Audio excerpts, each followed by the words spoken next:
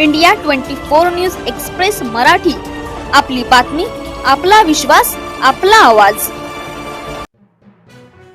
Northern Ireland येथील परदेशी पाहुण्या जॉन कोलिन्स यांची डिस्कळ येथील श्री शिवाजी विद्यालयास भेट.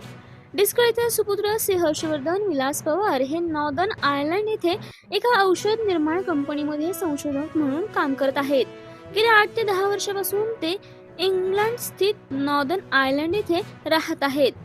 जॉन कोलिन्स या नॉर्दर्न आयर्लंड येथील बँकेत मॅनेजर म्हणून कार्यरत आहेत. हर्षवर्धन यांच्या निमंत्रणानुसार जॉन कोलिन्स या प्रथमच भारत भेटीस आल्या. त्यांनी आजवर 30 ते 40 देशांना भेटी दिल्या आहेत. भारतीय संस्कृती जगात महान असून येथील ग्राम संस्कृती जाणून घ्यायची इच्छा असल्याने जॉन कोलिन्स नाताळ सुट्टीसाठी येथे आल्या होत्या.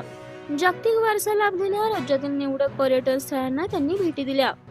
15 दिवस डिस्कळ येथे वास्तव्य करून श्री पवार कुटुंबियांच्या आदरातिथ्याने त्या भारावून गेल्या. पवार कुटुंबियांच्याकडून शेती पिकांची ओळख करून घेतली. येथील एकत्र कुटुंब पद्धत आदर्शवत असून खाद्यपदार्थ खूप आवडल्याचे त्यांनी श्री शिवाजी विद्यालयाच्या भेटी प्रसंगी सांगितले. श्री शिवाजी विद्यालयाचे भव्य प्रांगण, सुंदर निसर्गरम्य परिसर पाहून त्यांनी आनंद व्यक्त केला. विद्यालयाच्या विविध उपक्रमांची माहिती घेतली. यावेळी सांस्कृतिक विभाग प्रमुख श्री अविनाश जंगम यांनी स्वागत आणि प्रास्ताविक केले.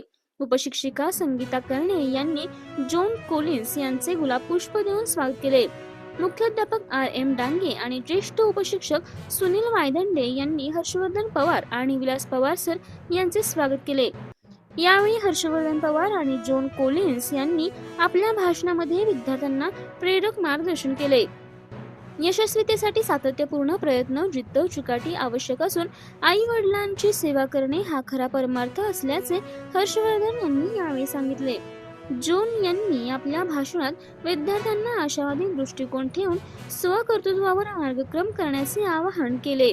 यावेळी उपशिक्षक विलास काटकर, दत्तात्रय चव्हाण, सौ माधवी गोडसे, वैशाली फडतरे, बलराम घोरपडे, अशोक माने, संताजी जाधव आदी शिक्षक, शिक्षकेतर कर्मचारी तसेच माजी विद्यार्थिनी विधी फडतरे आणि शाळेचे विद्यार्थी उपस्थित होते. संगीता कर्णे यांनी आभार मानले. अविनाश जंगम यांनी कार्यक्रमाचे सूत्रसंचालन केले.